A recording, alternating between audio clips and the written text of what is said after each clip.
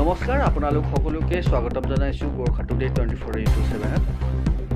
চৰাইদেউ জিলাৰ সাপেখাতি অঞ্চলৰ বৰ্তিমন চাহ বাগিচাত অসম চাহ মজদুৰ সংঘৰ উদ্যোগত শ্ৰমিকসকলৰ বিভিন্ন সমস্যাসমূহৰ ওপৰত একঘণ্টীয়া ধৰ্ণা কাৰ্যসূচী ৰূপায়ণ কৰে।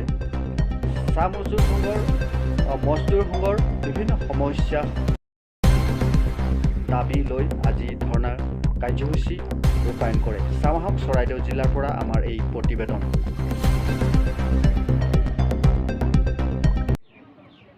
আমাৰ যেহেতু 11 দফীয়া দাবী আজি 5 বছৰ ধৰি আমাৰ চলি আছে, কিন্তু ইয়াৰ কাৰ্যক্ৰম হিচাপে আজিলৈকে নোহোৱা কাৰণে পুনৰ 3বাৰ আমি কাৰ্যসূচী লৈছিলোঁ। যিহেতু বাগিচা পৰিচালকৰ হাতত দিছিলোঁ, কোনো তাৰ পৰিপ্ৰেক্ষিত একো সমাধান নোহোৱাৰ কাৰণে আজি পুনৰবাৰ আজি 9টা দাবী লৈ আমি কাৰ্যসূচীসমূহ ৰাইজে আগবাঢ়ি গৈছোঁ। এই 9টা দাবী যদি পৰিপূৰ্ণ নহয়, ইয়াৰ পাছত আমি অসম চাহ মজদুৰ সংঘই বিহিত ব্যৱস্থা ল'বলৈ বাধ্য হ'ম। 9টা দাবী আছে, যিহেতু 9টা দাবী মই শুনাই দিম। দৈনন্দিন নিত্য ব্যৱহাৰ্য খাদ্য সামগ্ৰী ধৰি অন্যান্য ব্যৱস্থাৰ অসালংঘী মূল্য বৃদ্ধিৰ প্ৰতি লক্ষ্য ৰাখি চাহ শ্ৰমিকসকলৰ দৈনিক মজুৰি বৃদ্ধি কৰাৰ যাৱতীয় ব্যৱস্থা ল'বলৈ দাবী জনোৱা হ'ল। 1 নম্বৰ। 2 নম্বৰ হৈছে শ্ৰমিকৰ ঠিকা পাত তোলা চুক্তিৰ ম্যাদ যিহেতু ইতিমধ্যে উকলি গৈছে, গতিকে ঠিকা পাত তোলাৰ বিষয়টোৰ ওপৰত পুনৰ চুক্তি ঠিকা পাত তোলাৰ মজুৰি বৃদ্ধিৰ ব্যৱস্থা কৰক।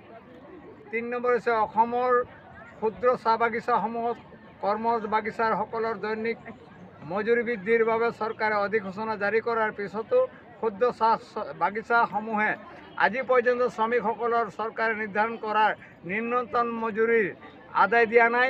গতিকে ক্ষুদ্ৰ চাহ বাগিচাসমূহত কৰ্মৰত শ্ৰমিকসকলৰ মজুৰি লাগু কৰাৰ দাবী জনোৱা হ'ল। 4 নম্বৰ। অসম চাহ নিগমৰ অন্তৰ্গত বাগিচাসমূহৰ শ্ৰমিকৰ অনাদায় হৈ থকা সকলো দেওনা পাওনা গ্ৰেচুইটি ভৱিষ্যনিধি আদি তৎকালে মোকলাই দিয়াৰ ব্যৱস্থা, লগতে নিগমৰ সকলো বাগিচাতে নিম্নতম মজুৰি লাগু কৰক। 5 নম্বৰ। বাগিচা অঞ্চলত বিজুলী স্মাৰ্ট মিটাৰ দিয়াৰ ব্যৱস্থা বন্ধ কৰক।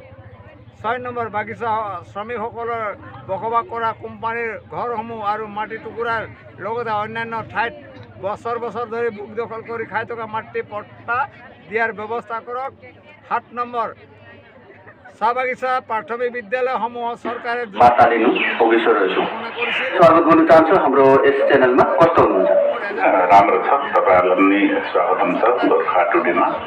तपाईहरुको सबै समुदाय बागিচা प्राथमिक विद्यालय দুজনকৈ শিক্ষক নিযুক্তি দিয়াৰ ব্যৱস্থা কৰক। 8 নম্বৰ। চাহ বাগিচাসমূহত উপকৰ্মচাৰী হিচাপে কৰ্মৰত সকলৰ মাহেকীয়া বেতন বৃদ্ধিৰ ম্যাদ 31 মে 2025 তাৰিখে উকলিব। গতিকে উপকৰ্মচাৰী আৰু অন্যান্য মাহেকীয়া বেতনভোগী সকলৰ মাহেকীয়া দৰমহা বৃদ্ধিৰ ব্যৱস্থা ল'বলৈ দাবী জনোৱা হ'ল। 9 নম্বৰ। সংঘৰ পূৰ্বৰ 11 দফীয়া দাবী পুনৰ দাবীসমূহৰ ভিতৰত বৰ্তমানেও সমাধান নোহোৱা দাবীসমূহ ৰূপায়ণ কৰক। গতিকে উক্ত দাবীসমূহৰ ওপৰত যাৱতীয় ব্যৱস্থা ল'বলৈ দাবী জনাই স্মাৰকপত্ৰ প্ৰদান কৰা হ'ল। প্ৰতিলিপি মাননীয় মুখ্যমন্ত্ৰী মহোদয়, অসম চৰকাৰ, গুৱাহাটী দিছপুৰ। 2 নম্বৰ। মাননীয় শ্ৰম মন্ত্ৰী মহোদয়, অসম চৰকাৰ, গুৱাহাটী দিছপুৰ। 3 নম্বৰ। মাননীয় সাধাৰণ সম্পাদক মহোদয়, অসম চাহ মজদুৰ সংঘ, কেন্দ্ৰীয় সমিতি, ডিব্ৰুগড়। 4 নম্বৰ। মাননীয় মহোদয়, অসম চাহ মজদুৰ সংঘ, সোণাৰী শাখা। 5 নম্বৰ। অসম চাহ বাগিচা সন্থা CCPA গেটৰে বিহিত ব্যৱস্থা গ্ৰহণতে প্ৰেৰণ কৰা হ'ল। এটি আপোনাৰ ব্ৰাঞ্চ কমিটি সভাপতি সুজিত মুড়া, সম্পাদক ৰাধাকান্ত মুড়া, অসম চাহ মজদুৰ সংঘ, বৰ্তমান চাহ বাগিচা। ছাৰ, আপোনালোকৰ যিটো মজদুৰিৰ বৃদ্ধি হয়, এই বিষয়েতো চৰকাৰে যাৱতীয় ব্যৱস্থা কৰিছে, তেওঁলোকে কৰিম বুলি কৈ আছিল না? কথা দিছে, কিন্তু আজিলৈকে কাৰ্যকৰী হোৱা নাই।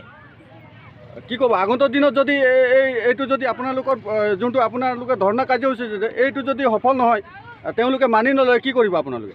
তাৰ কাৰণে আমি সদৌ অসম চাহ মজদুৰ সংঘই ইয়াৰ বিহিত ব্যৱস্থা ল'বলৈ বাধ্য হ'ব। চাহ মজদুৰ সংঘ জিন্দাবাদ, জিন্দাবাদ। আসাম চাহ মজদুৰ সংঘ জিন্দাবাদ, জিন্দাবাদ।